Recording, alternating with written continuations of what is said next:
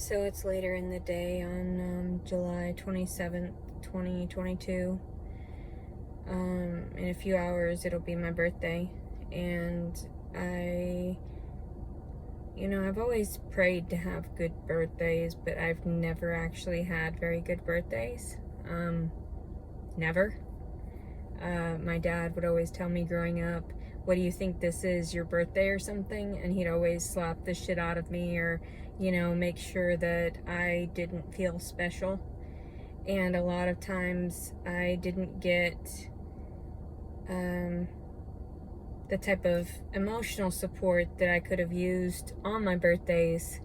And I refused to socialize after my family had beaten me down so much and made me realize that I'm worthless to the world.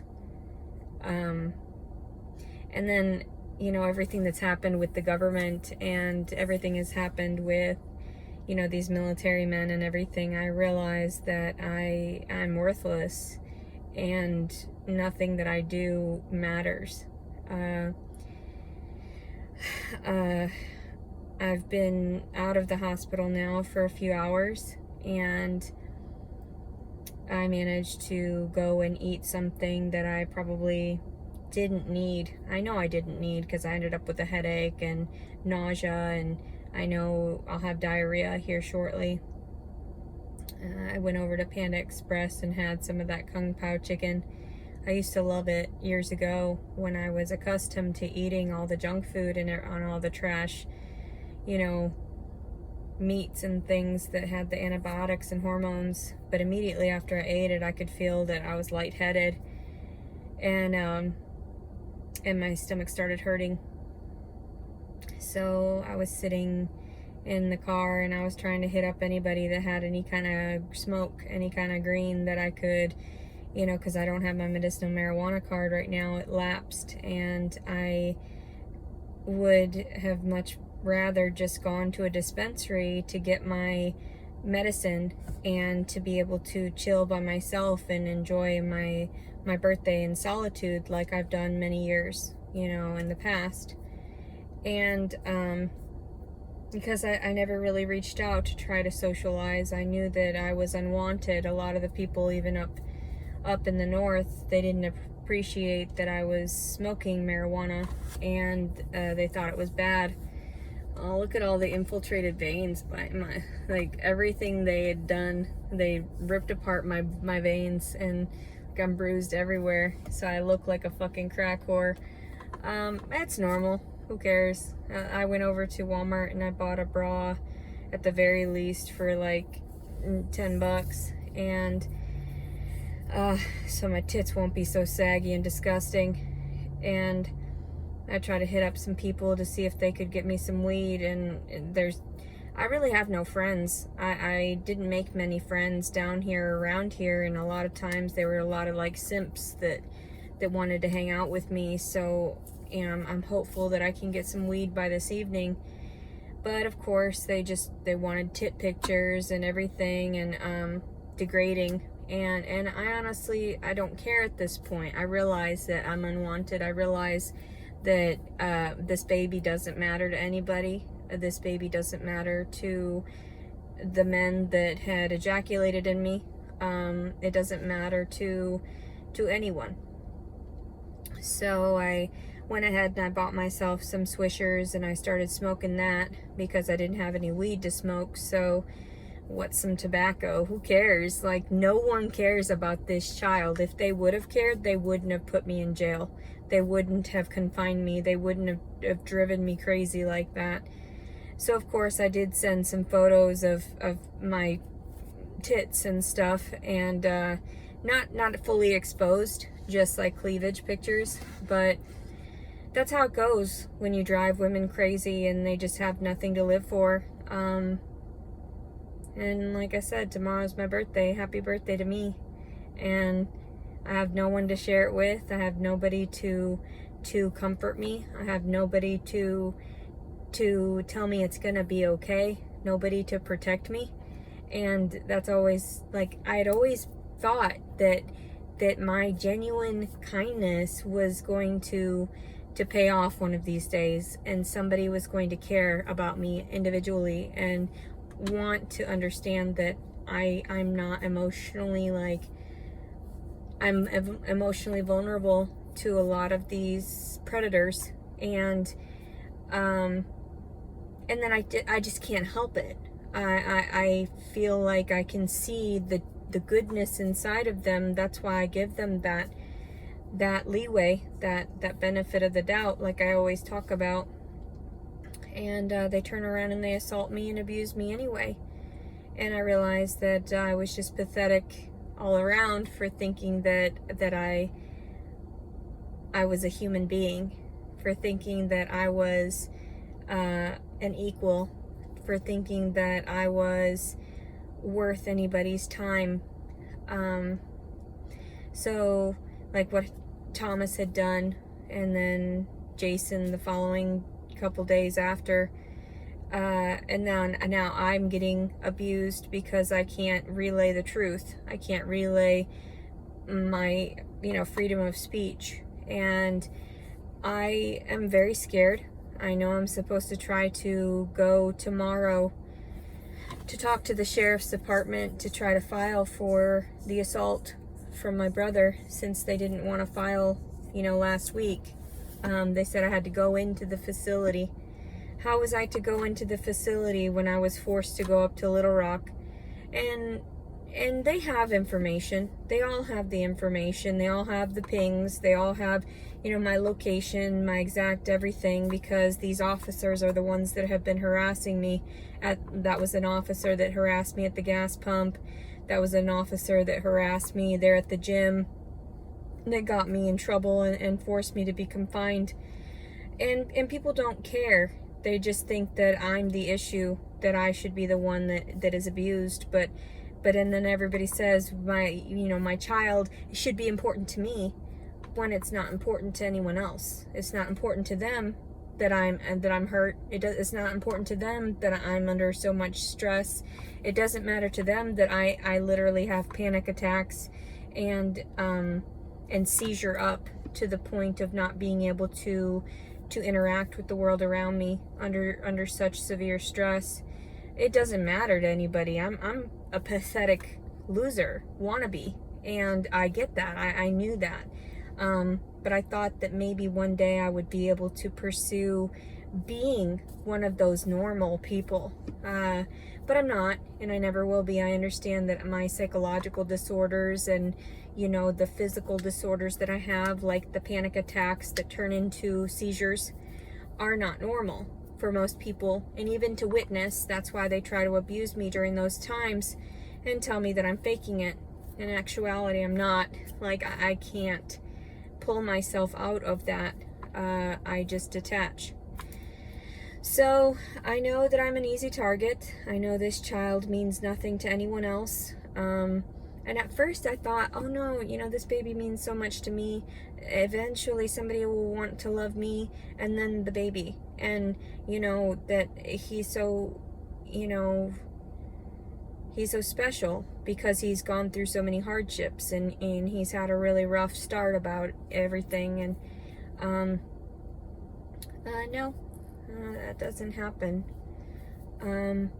I realize that I'm pathetic for trying. I'm pathetic for seeking above my means in that way, seeking somebody that was I thought honorable. Like, I thought that if I stopped dating of the lower class in that way, that I would be able to meet somebody that was going to be able to help lift me up and to where I could go to school finally and finish a degree. I realized how stupid I was. I realized how dumb I was for thinking that I mattered to the world. And I try to share everything with everyone, because I'm always depressed. I'm always sad. If I don't get my medicine, then I want to harm myself, and it's not my fault that I don't have access to it. You have removed me from all of my valuables, all of my belongings, all of my everything that I found that I held dear. And I have nothing to comfort myself. The only thing I had was medicinal marijuana. And so smoking right now is fine. You know, it's not fine for him. He doesn't like it. He didn't like also what I ate earlier because he started acting weird. And who cares? Who cares? Like, really, everybody says I'm putting him in danger by what I'm doing, smoking weed, and that's not nearly as bad as all of the additives that people eat and that are contaminating their children through the foods and everything, the dairy and the meat products, all of it. So yeah, I don't know what to do anymore. I am thinking about what's coming next, and I really don't have much hope left at all. I'm trying really hard to be patient, but like I told the team there at the hospital today, I've been excruciatingly patient. And I realized that was stupid on my behalf because I was being so patient with these people that were abusing me, including the officers, including, you know, the government, including every, you know, my family, everything. I didn't want anybody else to hurt. So I just absorbed all the pain and took it as that I should be the one that suffers. And then when I started speaking out and like spoke out about the rape and everything, and people told me it's okay, you know, you speak out against the people that hurt you. Well, finding out I was pregnant and finding out that these men just used me for that night, that was abuse. There's nothing else you can say about that. That was assault. That was abuse. I didn't accept that. I didn't ask for that. I wasn't seeking it, because if I would have been, then it would have been a different approach. It would have been me asking them, and that's usually how it went, you know, and I have plenty of character witnesses that would know. So yeah, I'm just disgusting, and that's why I don't really even care about like showing myself off anymore, because like all this is just horrifying. Like my gigantic belly, you can barely see it, but like I really don't care anymore. I know that I'm a filthy whore, now that I have this baby inside of me. That makes me a filthy whore, because I have no husband and the baby's going to be a bastard when he's born. And that's the saddest part, is that I didn't expect that of myself. I already had that happen one other time and things went awry, and I tried to salvage it, and there's no salvation in this. There's no salvation in what has happened. So that's why I just convey the honest truth and how depressed I am. You know, finally they looked into my Medicare and Medicaid and realized that I had transportation through the Arkansas Transit or whatever, and they didn't look at that last week. They didn't bother to engage with that last week. They sent me on a public bus with a pass and a nickel, and I was supposed to have known how to get by, and I've never used a bus before.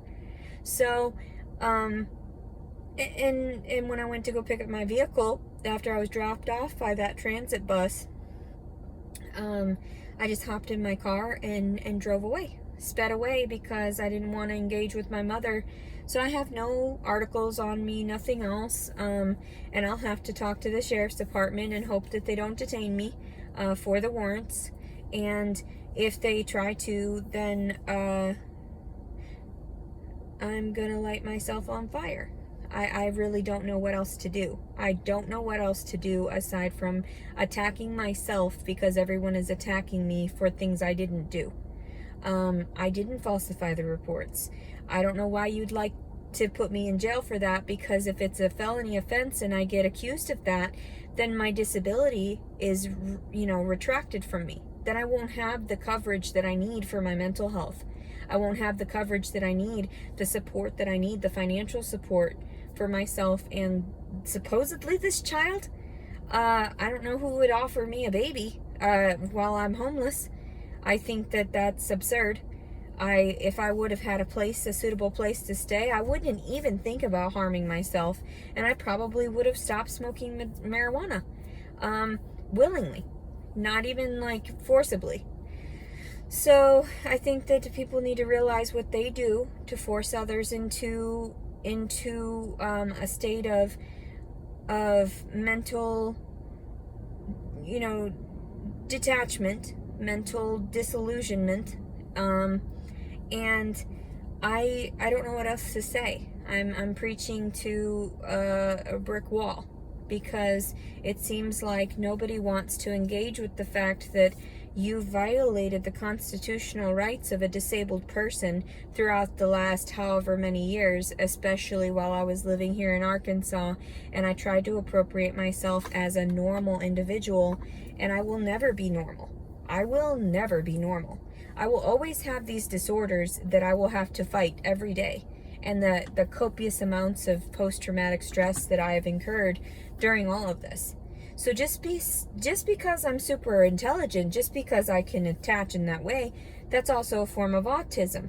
So you're abusing someone that is autistic, that has not been diagnosed with it, and you are presuming that I'm functioning to your capacity, and that when you state something that I'm going to understand it the first time, and that doesn't happen with me. And people are not taking the time to see me as an individual, to get on my level so I can comprehend why they're abusing me, why they're choosing to rip away my rights, why they're choosing to go around the issues. At first they said that they couldn't use any of the videos online. Then they started utilizing that and using it against me. So the hypocrisy is outlandish. I don't even know how to express how vulgar they've been toward me, how abrasive they've been toward me, as opposed to the men that have violated me, including my brother. I don't understand it, and that was just a recent occurrence. But then again, I don't know what I'm doing. I don't know where I'm going. I don't know how to function. I'm sad and I'm scared. I ate something I wasn't supposed to eat. I smoked some stuff I wasn't supposed to smoke. My baby doesn't feel good either. And then everybody tells me, "Oh, you should have been confined in a psych ward." No, they don't help me. They don't give me my medicine. They don't give me my medicinal marijuana that helps me stabilize my moods and helps me stabilize and function at a level to where I'm accepting and engaging with the world around me. And people don't understand that. They thought that I was crazy when I started smoking at 18, and I was like, no, I know what my medicines are, and psilocybin is also one of them. So the fact that I'm being robbed from, stolen from, my sanity is being, depleted in that way, and they still want to abuse me. And I don't know what to say or do anymore. I just want to vomit right now because I don't feel good. Because of the stuff that I ate, I immediately wanted to vomit, because I knew that those additives were not good for my body, and they're not good for the baby. So the fact that you guys don't see that, and then you just are like, okay, yeah, everybody else is compliant. No, I realize now that you're sick, that you're psychologically ill for not allowing me the proper means to support this child. And the fact that nobody stepped in to one-on-one engage with the legal aspect of what has happened, how I was removed from my daughter's life, where I wasn't the issue. And I was verbal, yeah. I was aggressive, yeah. But I wasn't violent. I wasn't physically violent whatsoever. And I never, ever laid my hands on that child to where she was in danger. So, and people know that because I've never engaged like that. I told you about what had happened with the puppies. That's what happened with the puppies. What can I tell you? Nobody wanted the puppies. The same thing with this baby. So I've already made plans for what I'm going to do when I have this baby, and I'm not going to go to an emergency room or anything. I'm just going to, if it happens, then I will deal with it. And if I die in the process, then I die in the process. That's nature. And I think that would be beautiful. It would be a really great sort of like poetic justice for the world around me. And it's not anything I want to deal with anymore. I don't want to deal with it. That's why I didn't want to go to court. That's why I won't go to court. I just won't. No. If you don't understand that you need to get your shit together, no, I'm not going. I'm not. I will literally set this car ablaze and I will be in it. I'm not going to deal with your nonsense anymore. I'm not going to deal with your fucked up judicial system that has fucked me over numerous times because I freeze up in the fucking courts. And even when I was like the harassing communications thing, I pleaded guilty during that because there was no public defender. When I was a disabled person and you were supposed to issue me, first of all, public defender automatically. So, yeah, they did a lot of shady things to me. And I realize that now. And I'm realizing slowly but surely that they weren't there to help me. And I have a session with my psychologist. I set that up. But at the same time, I have no hope for what's to come. I really don't, because as much as I would like to pray and think that people are good inside, I have not seen that. They've done nothing but harm me. I have not seen the genuine kindness of anybody aside from people that are impoverished, that have offered me just random food here and there and random clothing and all this and that. And the government doesn't like me at all because I'm an anarchist. I'm the one that speaks out, and they don't like people like me. They would rather have me dead. But when I try to kill myself, they find that as a violation, and I'm thinking, no, that's sanity. That's sanity to get away from your insanity, because you're trying to put me in jail. You're trying to put me in jail for speaking up about the truth, and that's not right. You're violating my rights, and I'm a disabled citizen, and the fact that I had the courage to tell you, that took a lot from me. And, it took a lot of my, effort to engage with you people because you're horrifying. You have always abused me. I went to you when I was 18 and you denied it.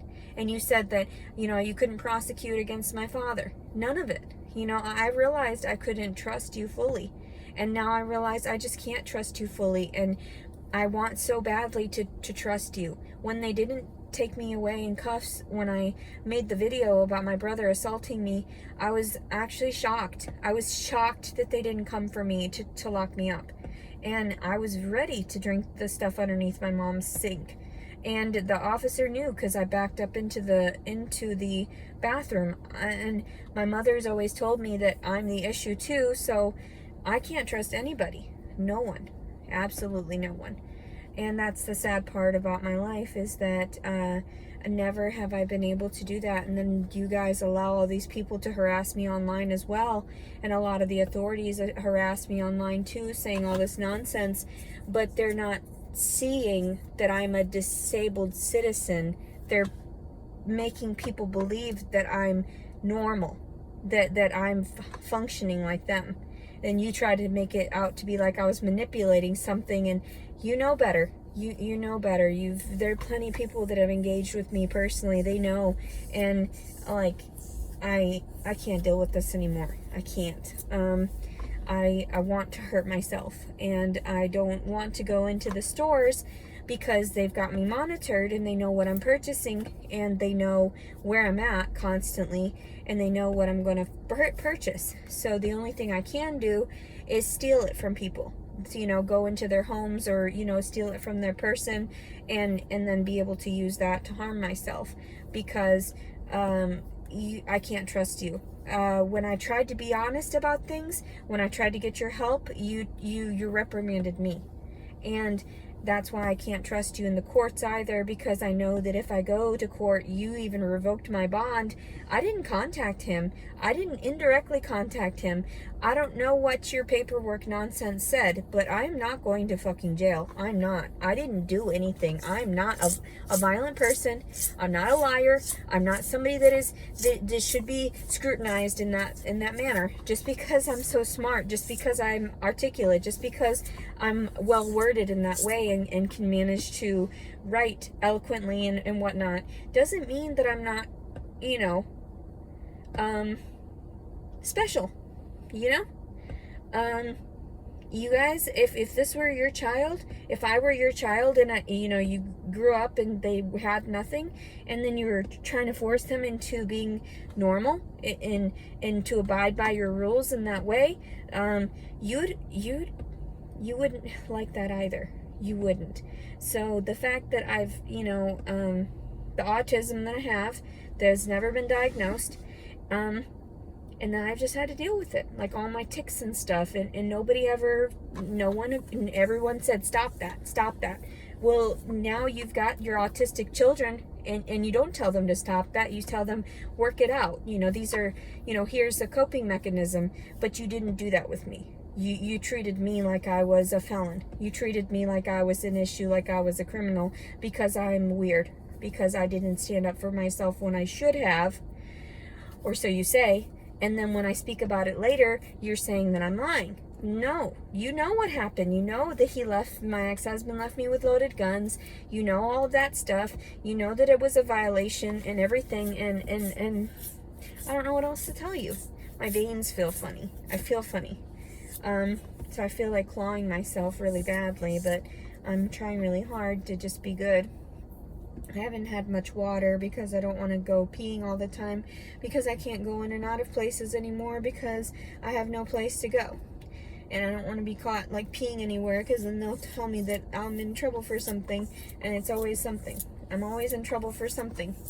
So anyway, today's July 27th, 2022. Leticia calling Servin. Bye-bye.